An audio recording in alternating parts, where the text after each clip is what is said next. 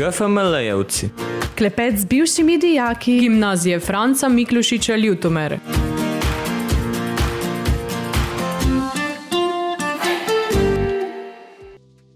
Pozdravljeni v podcastu GFML-jevci. Novo šolsko leto, nove epizode našega podcasta, novi zanimivi sogovorniki in sogovornice. Tokrat sem z vami Saška Štajner. V studiu je z mano Blaž Slana, diplomirani prevajalec, filmski režiser, scenarist in producent. Pozdravljeni! Vem, da ste razpeti med tujino in Prlekijo, zato sem vesela, da ste si utrgali dragoceni čas in nas obiskali. Hvala tudi za povabilo.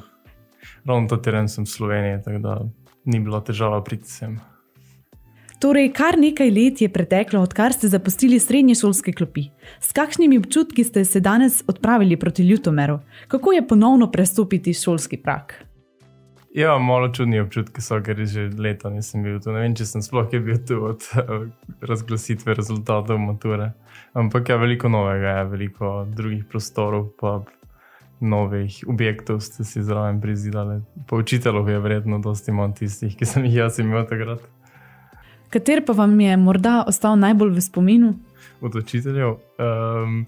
Pa od veliko, no, težko izbrati, ker sem jaz rad z veseljem zahajal sem v šolo, tako da veliko učiteljev, no, in profesorov seveda. No, ne bi rad nobenemu krivico delal. Torej, kot radovednega mladostnika vas je zanimalo marsikaj. Jeziki, umetnost, zgodovina in še kaj. Na kateri fakulteti ste nadaljevali svoje šolanje? Ja, ko sem končal tu srednjo šolo, sem šel v Ljubljano na Filofaks in sem tam študiral prevajalstvo, angleščino in nemščino. Tisto sem končal in sem šel na Erasmus izmenjavo v Berlin. Takrat sem tudi diplomiral hitro za tistem. Po tistem sem živel tudi nekaj let v Berlinu in začel delati kot samostojni oziroma pač prevajalec, samozaposlen prevajalec za angleščino in nemščino. Te v kratkem sem tudi naredil hitro izpit za sodnega tolmača za nemščino.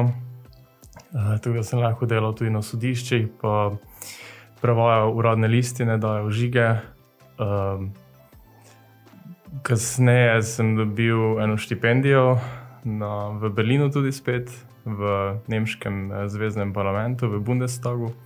Reče se mednarodna parlamentarna štipendija in delaš pri enem od poslancev in hodiš na različne ekskurzije. Imeli smo tudi priložnost se sestati z tedanjo kanclerko, z Merklovom. Pa zelo zanimiva praksa je bila dejansko parlamentarna pri poslanski skupini Zelenih. Je bilo takrat, sem bil v pisarni, je bilo ful fajn. Je bil kot neke vrste drugi Erasmus spet. Kasneje sem te delal še naprej kot samozaposlen prevajalec tudi. Te sem eno leto delal za eno revizijsko podjetje v Ljubljani kot hišni prevajalec. Tako da sem bil tam zaposlen za pogodbo. Leta 2018 pa so me poklicali za Luksemburga, z Evropskega računskega sodišča in so me vprašali, če bi prišel tja delati, ker sem bil na enem seznamu za prevajalce. Ja, in od takrat delam, sem se pustil in šel v Luksemburg, tako da dejansko so hitro rabili odgovor in sem šel tja delati. Zdaj delam že 4 leta v Luksemburgu na Evropskem računskem sodišču kot prevajalec. Tam pa večinoma delamo z angleščino in z slovenščino, tako da večina stvari se prevaja v slovenščino. Par stvari se s francoščino tudi iz francoščine prevaja, tako da se zdaj tudi francoščino še zraven učim. Ja, zdaj pa sem malo doma spet, da se trgate pa to, tako da sem prišel malo še k vam na obisk, da vidim, kaj je novega.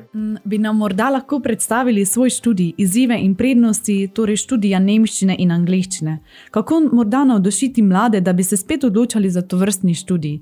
Vemo namreč, da se v primerjavi s preteklimi desetletji manj dijakov odloča za študij tujih jezikov. Ja, takrat, ko sem jaz šel na študij prevajalstva, to je bilo leta 2004, je bil pravi boom z prevajanjem in veliko nas je šlo. Dejansko ne pač jezikov študirati samo, ampak celo pač prevajalstvo študira to, o čem reči, ker je pač 2004 Slovenija se pridružila Evropski uniji in so vsi pač razlagali, kakšna prihodnost je to in vsi bomo delali za Evropsko unijo, vsi bomo neki prevajalci na koncu, ampak na koncu se mi zdi, da nas ne dela več toliko v tem fohu tudi od tistih, ki smo šli to študirati. Ja, pač so študije zelo praktične narave v primerjavi z študijem čistega jezika. Veliko se prevaja, veliko je vaj. V Mariboru je tudi ta smer, tako da imamo tudi veliko kolegov, ki so študirali v Mariboru, pa tudi delajo zdaj kot prevajalce. Eni delajo celo pač kot tolmače, to pomeni ustno, ne. Ja, nimam niti občutka, koliko se pač mladih danes odloča za ta študij. Mogoče so eni tudi razočarani, ker se toliko obljubljalo takrat in takšna bajna prihodnost, ampak na koncu nas je veliko delalo kot samozaposlenih in je pač na začetku res težko začeti si iskati stranke, pa eni delajo tudi dosti za agencije, tiste še te malo bolj slabše plačano, recimo, tako da je boljše, če si najdeš čim prej svoje stranke. Ampak to seveda traja, ne, in je ta življenje prevajalca na svobodi je dokaj negotovo. Pač zaslužiš toliko, koliko delaš, ne, dokler mogoče, če ne najdeš kakšne službe, kjer si hišni prevajalec ali pa če delaš za katero od institucij, no te imaš pač redno plačanje, malo bolj, malo večjo gotovost imaš. Teda, ja, mogoče to, pač te iluzije so se zblinile in mogoče se zdaj več ne toliko ljudi odloča za prevajanje, ampak je pač še vedno prihodnost v prevajanju. Zdaj veliko mi tudi tam na sodišču računskem delamo z različnimi orodji prevajalskimi, tako da imamo že tudi neke vrste strojno prevajanje, ampak zmeraj še je veliko dela s tistim besedilom, ki tega računalnik da ven. Tako da to ni zdaj neko čudežno orodje, pač hitreje vse skupaj gre, ampak še vedno mora biti človek za vsem tistem, ki prevede in tisto obrne in še vedno traja veliko časa, ampak hitreje gre in večje število strani, recimo danes prevede prevajalec, kot pa še pred leti, ko ni bilo vseh teh orodij. Tako da ni se nam zabati vseh teh orodij in vseh računalnikov in strojev, ki nam bodo vzeli prihodnost, ker še vedno je stroj na koncu vidiš, da samo nič ne sanja, kot meče takšne in različne stavke ven in vidiš, da in pač lahko z gotovostjo povem, da še bo nekaj časa trajalo, preden nas bodo računalniki nadomestili tudi pri prevajanju, tako da je še vedno veliko človeškega pač inputa in dela in tega. Tako da lahko pač za vse tiste, ki si želijo res biti prevajalci, lahko samo priporočam ta študij. Nekateri pač, jaz sicer nisem literarni prevajalec, ampak nekaterim so bolj mogoče zagreti za to in isto pa je seveda čisto drugo področje prevajanja in mogoče pač nekatere tisto bolj veseli in se bolj najdejo v tistem, to je tisto še eno področje za sebe. Ja. Zakaj bi ste izbrali ravno angleščino in nemščino? Ima to kakšen razlog, je morda iz šole ali kako? Ja, pač tu sem imel res dobre profesorice na gimnaziji. Tako da so me že pač one navdušile za jezike. Tako da Anka Beznečeva, recimo, me za nemščino imela, pa Suzana Ramšakova, pa Lijana Miholičeva tudi. Tako da, ja, no, pač lepe spomine in jaz tudi še sicer nisem dolgo vedel, kaj bi rad bil in sem samo šel študirati potem tudi prevajalstvo in je se na koncu vse poklapalo, recimo. Seveda pač tam pač začneš, moraš imeti nek visoki nivo in to se mi zdi, da mi je gimnazija takrat dala. vsa tista leta, ki sem jih preživel v Berlinu, pa še te so mi samo pomagala, da sem si recimo nemščino še bolj ustno izpopolnil, tako da zelo tekoče lahko govorim tudi nemško. Tako le svetujem vsem, da izkoristijo čim bolj vse priložnosti, ki jih ponuja tudi tujina, vsi ti Erasmusi in druge izmenjave in to pač. Ker kasneje, to je samo bolj v študentskih letih, kasneje se to več ne vrne in kasneje si misliš, zakaj nisem šel še na to ali na tisto ali na tretja stvar. Kaj pa življenje v tej mestni državici? Katere prednosti ima življenje v tem mestu in katere slabosti? Ja, Luksemburg je dokaj mala država, je velika nekaj takega kot malo večja od Pomurja. Veliko je teh evropskih institucij in agencij je v Luksemburgu, od sodišča Evropske unije do Evropskega računskega sodišča, Evropske investicijske banke recimo. Pač malo ni ena od teh večjih metropol, ki je se res veliko dogaja, res tako na manjše mestece, recimo bolj nekaj tega kot Maribor. Ampak še vedno je pač se lahko fajn živi, standard je sicer visok, javni prevoz je brezplačen, tako da se lahko brezplačno voziš kamorkoli z tramvajem, z vlakom, z avtobusom. Veliko je teh kolesarskih poti,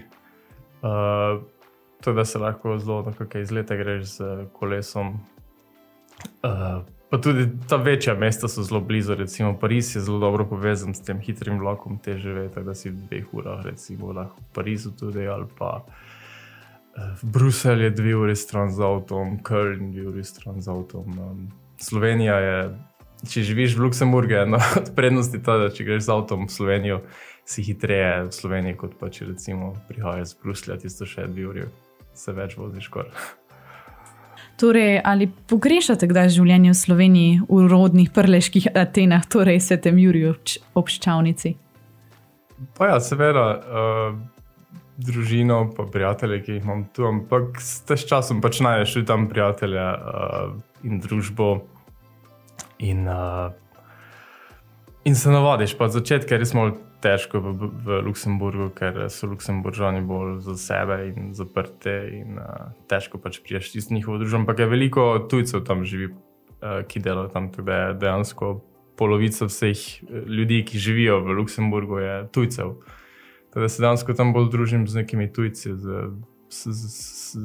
celotne Evropske unije, pa tudi z celotnega sveta pač prihajajo tam in živijo. Tako da Luksemburg ima zelo privlačno pač davčno politiko tudi, tako da to veliko ljudi tja vleče med drugim. Ja, ampak prihajam veliko domov, recimo 3-krat na leto sem se doma, ali pa 4-krat celo. Se ni tako daleč. Ko se enkrat navadiš pač z avtom, sem voziti domov, te kar gre. Ker letalske povezave niso najboljše z Luksemburga, dejansko ni nobene direktne povezave z Luksemburga v Slovenijo. Niti v Zagreb se mi zdi, da ni. Že v srednji šoli, še bolj pa v obdobju študija, ste se spogledovali s 7. umetnostjo, torej filmom. Odkot navdušenje za to umetnost? Pač, ne vem.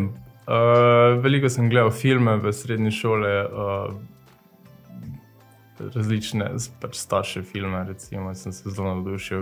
Veliko vikendov, mogoče nisem šel ven, pa sem kakšne filme gledal, kaj takega. Pa sem pač nekega hipa vzel kamero in sam začel snemati.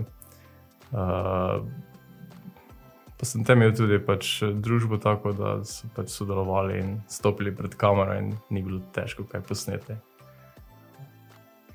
Torej, bi nam lahko morda predstavili svoje prve filmske korake? Omeniti moram, da ste leta 2005 s svojim prvim kratkim filmom Komedijo Slaba mati osvojili nagrado Mladi hudi maček, nagrado za najboljši kratki film na Grossmanovem festivalu. Kako je bilo snemati takrat? Verjetno ni bilo enostavno, tudi oprema je bila težje dostopna kot danes. Pa ni bilo tako težko snemati, ker smo snemali res tisto zelo osnovno kamero in jaz sem dejansko vse smo z eno kamero posneli, ni bilo nobenih dodatne opreme za mikrofon ali kaj takega. Scenarij še tudi ni bil napisan do konca, ko smo že začeli prve prizore snemati. nastopil je moj bratranec Matej Slana, ki tudi zahajal vsem na gimnazijo, tako da njemu ga ni bilo strah, vsi, ki ga poznate, ga ni bilo strah stopiti pred kamero. To je tudi veliko njegova zasluga, da je ta film pač bil tako uspešen. Smo posneli, te se je film vrtel po par festivalih in tudi po tem festivalu, kjer je pač prijel to nagrado takrat na tem festivalu. Kasneje sem te še snemal določene kratke filme in pred kratkim sem tudi posnel še enega z malo pač, za katerega sem dobil tudi neko finančno podporo, sem te lahko si privoščil tudi opremo pa ljudi, ki so se s tem ukvarjajo pač sicer v življenju. Morda mislite film Po gladini, ki je bil večkrat nagrajen, za katerega ste med drugimi dobili tudi nagrado za najboljši LGBT kratki film na Slovenskem filmskem festivalu. Kako ste se lotili produkcije in režije tega nagrajenega filma? Ta film sem posnel v sodelovanju z enim od vaših profesorov, tudi Sanjem Jesenikom, ki je bil producent tega filma, on še takrat ni delal tu na gimnaziji. Je pač bila neka ideja in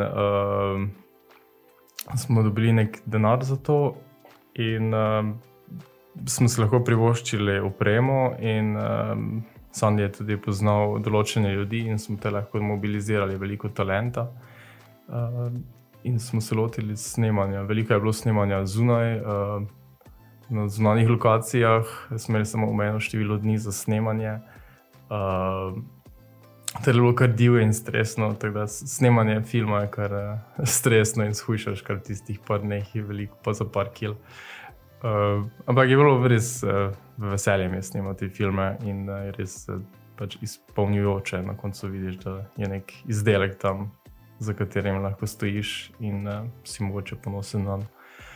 Vedno sicer ne uspe tako, kot si bi želel, ker ko snemaš takšne velike filme, pač mogoče je dejansko sodelovanje vseh, ni samo tisto, to je samo film od režisera, ampak res vsi nekaj prispevajo. Vsak ima ideje in ta režiser je tisti, ki na koncu vozi eno veliko ladjo v smeri, ki si jo pač je zamislil in na koncu pač pripeljuje s tisto ladjo v pristanišče, ko je film res pripravljen in izdelan. Tako da po celem snemanju še vedete, mora biti film zmontiran, pa zvok mora biti urejen in slika mora biti, pač barve mora biti urejene in to seveda še nekaj časa traja in tudi finančno je tudi zalogaj, tako da sem sam tudi nekaj prispeval, da je ta film na koncu tudi bil dokončan tako, kot je treba. S filmom smo te pač bili na različnih festivalih, tudi Berlina je bil na enem festivalu, pa v Španiji. Pred kratkim pa sem bil tudi povabljen v Cirih, v Švico, kot član žirije na enem festivalu. Tudi pač zaradi tega, ker sem bil s tem filmom pred par leti tam na tistem festivalu in so me letos povabili v žirijo, tako da je tudi bila zanimiva in fajn izkušnja biti član žirije na nekem festivalu. Vidiš še z druge plati, kaj žiranti pač kako točkujejo in ocenjujejo filme in kaj je mogoče pomembno. Imate mogoče kakšnega filmskega vzornika, po katerem se zgledujete? Težko rečem, ker imam pač res veliko nekih najljubših režiserjev, ampak takrat od začetka sem bil zelo navdušen nad Johnom Watersom in to se mogoče tudi vidi v tistih prvih filmih ali pa Pedro Almodovarjem. Sicer pa pač se rad pogledam vsak film, ki je dober, ne diskriminiram med različnimi žanri. Tako da sem zelo odprt za različne filme, ampak zelo rad pač gledam kakšne stare filme, tudi črno-bele filme. Zdaj sem zelo pač navdih tudi tam iščem v kakem starem Hollywoodu, pa tudi kakšni starejši evropski filme. Pripravljate morda kakšen novi filmski projekt? Če bi imeli možnost, bi svojo kariero posvetili samo ustvarjanju filmov? Ja, vedno je pač nekaj v predalu, načrti in kakšni scenariji se pišejo in se pač pišejo z večjim uspehom in z večjo hitrostjo. Eni se te dokončajo in te mogoče daš komu da prebere, ti daš sam pač nek svoj feedback. To je recimo nekaj pripravljam za naprej že. Ampak ja, no, jaz imam pač to srečo, da lahko, da to pač počnem, ko pač vidim, da se vse poklapa in gremo snemat in imam pač neko drugo delo še zraven. Če bi pač posvetil svoje življenje filmu, seveda, da ga bi, če bi res se dalo pač od tega redno pač živeti. Recimo trenutno zdaj ne vidim pač neke opcije v tem, tako da težko zapustite službo pri Evropski uniji in iti poskušati snemati kratke filme nekam. Ampak mislim, da bi mi v službi pač tudi dovolili zdaj kakšen kratki projekt, da posnamem pač, si vzamem neplačan dopust ali kaj takega za par tednov, ko ni preveč dela. Tako da bomo videli v prihodnosti, mogoče spet kaj posnamemo, mogoče spet s kom od vaših dijakov tu, ker slišim, da ste zelo uspešni tudi pri sprejemcih na akademijo filmsko in gledališko. Tako da bomo videli, kaj bo prihodnost prinesla. Ja, imate lahko v mislih naša šola, lahko snemate kar tukaj. Torej, prevajanje filmi, pisanje scenarijev. Kaj še zapolnjuje vaš prosti čas? V preteklosti tudi se zelo ukvarjal dosti s konji, ker smo imeli doma konje in sem hodil tudi dosti na kasaških dirkah. Sicer nikoli nisem nastopil na dirkah, ampak je to tudi bil velik del mojega življenja. Še vedno je, ker tam čez cesto pri nas v Bolehnečice moj stric še vedno so zelo uspešni v kasaškem športu. Zdaj imajo tudi konja Frodo na Švedskem celo, ki je tudi eden najuspešnejših slovenskih kasačev. To je tudi zelo velik del mojega življenja. Pa, ne vem, pač različen šport, recimo, tudi dosti. Hodim tudi dosti v gledališče, v opero, ko je priložnost, ker tam je pač tudi v Luksemburgu zelo pestro, tudi kulturno življenje in ustvarjanje. Čeprav je pač visok standard, so še cene zmeraj pač take, da si jih lahko privoščiš, ker država zelo subvencionira kulturo v Luksemburgu, se lahko pač privoščijo, ker so Luksemburg ena dejansko je država s skoraj najvišjim BDP-jem na svetu. Torej je tam zelo dosti stvari subvencioniranih. In so še v bližini stoji druga mesta, kamor lahko greš, recimo kar nekakve predstave ali opero ali pa v Bruselj, celo v Pariz, 2 ura si tam. Torej, Luksemburg vam je zelo všeč. Ali vas morda mika katera druga država, v kateri bi delali? Pač bom videli, kaj bo prihodnost prinesla. Luksemburg mi je všeč, tam tudi delam, če bo pač kakva opcija, ker ko delaš za Evropsko unijo, se lahko vsako toliko let odločiš, da greš na katero od drugih institucij in delaš kje druge. Večina prebivalcev sicer dela v Luksemburgu tudi, ne samo za našo institucijo, ampak tudi za vsi slovenski prebivalci, recimo za komisijo, pa za parlament, so v Luksemburgu. Tako da kot prevalec si bolj kot ne obsojen, če tako rečem, na Luksemburg. So pa eni prevalci, ki delajo tudi v Bruslju, recimo. Ampak to govorim samo za ustne prevalce, tako da tolmači itak da delajo v večini primerov v Bruslju ali pa recimo v Strasbourgu. Mi prevalci, ki smo pač pisni, pa delamo bolj v Luksemburgu. Bom videl, no, pač sem fleksibilen glede, kje bom živel še v prihodnosti, ampak me veseli delati za Evropsko unijo, ker pač nek način pripomorem k tej evropske ideje in sem pač recimo tam v središču dogajanja. No. Čeprav Evropsko računsko sodišče je, se mu reče tudi varuh evropskih financ in mi pač bolj preverjamo, kako so neki programe izvajali, kako se denar porablja in na zelo različnih področjih. Tako da zelo pač veliko pristojnosti ima Evropska unija na področju kmetijstva ali pa konkurence, da se veliko prevaja pač z tega področja, kako so se sredstva recimo tam prevajala, ali pa recimo ribištvo je tudi tako področje, ki ima Evropska unija veliko pristojnosti.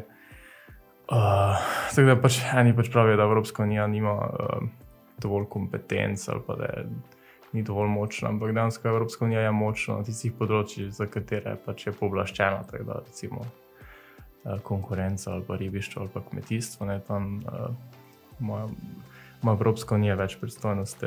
Na področjih, ki pa pač nima pristojnosti v pogodbah, tam pa pač ni toliko močna, tako da zato recimo nekateri zdaj obupujejo, zakaj Evropska unija v zunanji politiki ni močnejša ali kaj takega, ker pač se države članice niso odločile, da bodo pač to pristojnost prenesle na Evropsko unijo in tudi zaradi načina odločanja na tem področju.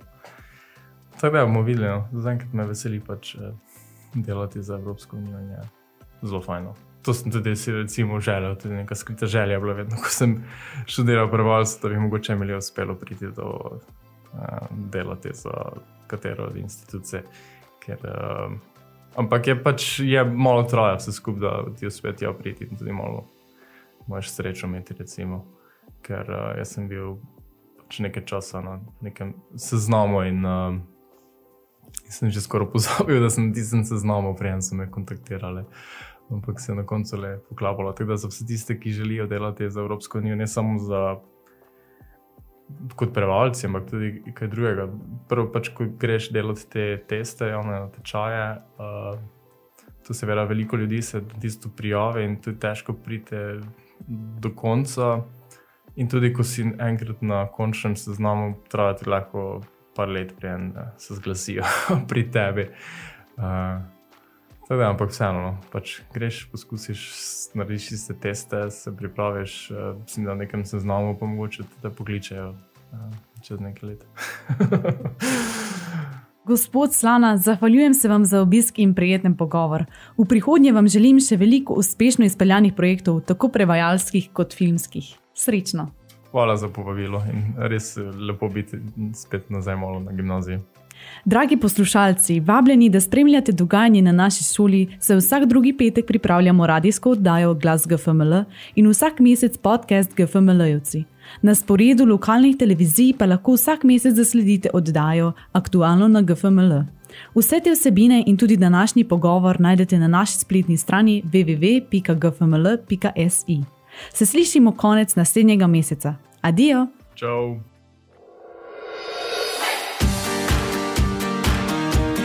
GFML-jevci. Klepet z bivšimi dijaki Gimnazije Franca Miklošiča Ljutomere.